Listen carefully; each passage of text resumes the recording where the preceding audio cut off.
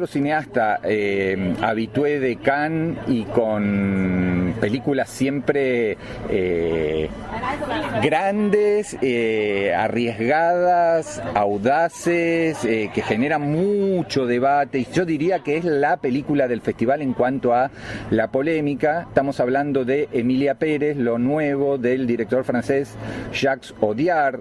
Audiard ganó la Palma de Oro en 2015 con Dipan, dirigió varias películas que también estuvieron en Cannes. Algunas de sus películas que se estrenaron, por ejemplo, en salas de Argentina, como Lee mis labios, o El latido de mi corazón, o Un profeta, Metal y hueso. O sea, es alguien que es un abonado a Cannes y vino con algo sorprendente y delirante incluso dentro de su filmografía, como esta Emilia Pérez, que es una película rodada básicamente en México, mayoritariamente en castellano, casi nadie es mexicano, con lo cual hay una mezcla de acentos.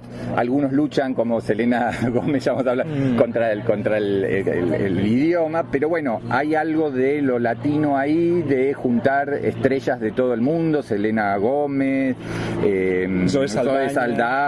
Bueno, la revelación de la película, que es Carla Sofía Gascón, porque es la historia de un líder narco, jefe del cartel que está arrasando, digamos, en la batalla por el narcotráfico, porque tiene los apoyos políticos correspondientes, y sin embargo, este narco quiere terminar con esa etapa de su vida y hacer una transición y convertirse en mujer, porque lo que ella siente es que es una mujer. Entonces viene haciendo un trabajo hormonal de ya un par de años, y lo que hace es contratar a una abogada talentosa pero desperdiciada, que es la que encarna Zoe Saldaña, para que se ocupe de toda la cuestión administrativa, médica, y la ayude a hacer esta transición.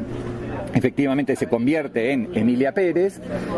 Esta Emilia Pérez, después de un tiempo, crea una ONG para ayudar a las víctimas del narcotráfico, y ahí empieza toda la, digamos, zona de la película de cambios bruscos, brutales. Todo esto, y cierro acá la introducción, con una idea que va del melodrama social al musical esplendoroso y glamoroso. Así de extremas son las cosas, con escenas de western, o sea, como siempre se juega con todo tipo de géneros, de los más diversos, y creo que en el fondo, porque es un buen cineasta, o muy buen cineasta, termina saliendo airoso de varias zonas de la película, más allá de que quizás el resultado final sea, no sé, irregular, por ponerlo en un término. Es una película con la que estuve batallando durante gran parte del metraje. Yo nunca he sido un gran fan de Jacques Audiard, siempre me ha parecido más un estilista que un cineasta, ¿no? Un tipo capaz de contar historias de una manera visual atractiva, pero no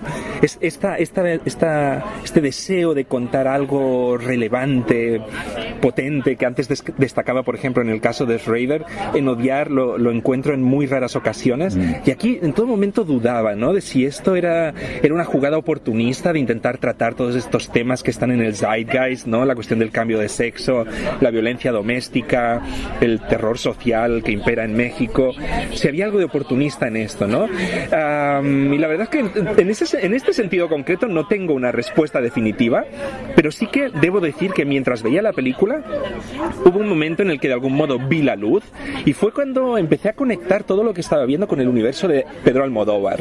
Esta jugada un poco kamikaze de intentar contar una historia con romanticismo, con tragedia, con giros imposibles, y de hacerlo de una manera muy poderosa a nivel visual y estético, y pasarlo todo por el filtro de estos múltiples géneros. Tú ya mencionabas, hay algo de westerniano, obviamente de thriller y sobre todo de melodrama y de musical, y yo creo que este castillo imposible, de algún modo que aún no tengo claro cómo, pero funciona, ¿no? Y yo creo que a lo mejor es la cuestión del romanticismo, que soy un romántico y es una cuestión que me supera en muchas ocasiones, pero hay una apuesta apuesta por creer en los personajes. Incluso alguna de las cuestiones que tú apuntabas que no terminan de funcionar, el hecho de que algunas de las mujeres tengan acentos extraños, pero la primera película lo explica. Cuando aparece el personaje de Selena Gómez, al principio ella dice que quiere volver a Estados Unidos, queda claro que ella en realidad es de origen estadounidense, y Zoe Saldaña comenta también en la película que es dominicana de origen.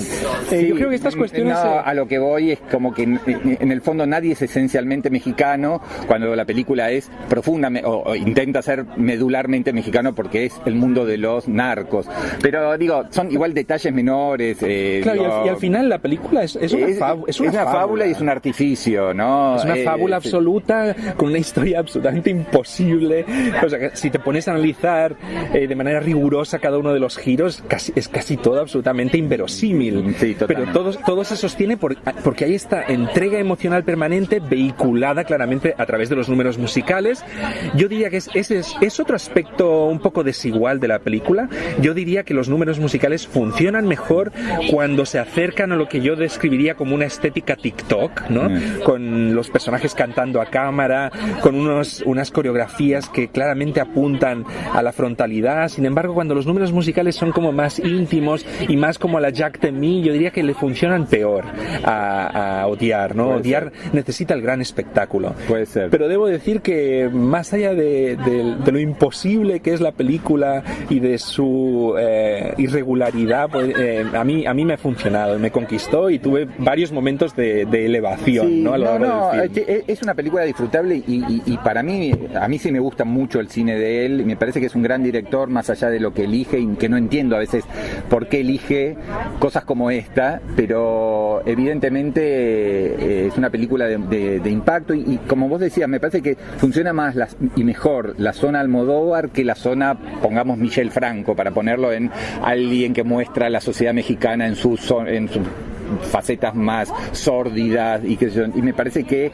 en el fondo los personajes tienen como cierta gracia, cierta ternura, cierta tensión, cierta profundidad en cuanto a sus motivaciones, y uno quiere que en el fondo a la mayoría les vaya bien, sobre todo a la protagonista, y sí, y me parece que... Pero cuando te refieres a la protagonista, ¿te refieres a Zoe Saldaña, que es una abogada, o al narcotrans? Sí, a ver, porque está contada desde el punto de vista de Zoe Saldaña y entonces en ese sentido funciona como protagonista, como la que observa todo desde un poquito más desde afuera, pero la protagonista para mí en cuanto a la esencia de la película es Carla Sofía Gascón, que es este narco que se inicia la película como hombre y la termina como mujer, y todo lo que le pasa en relación con sus hijos, con su ex esposa, etcétera, etcétera. Sí, debo decir que estoy totalmente de acuerdo contigo que la vertiente social de la película es lo peor.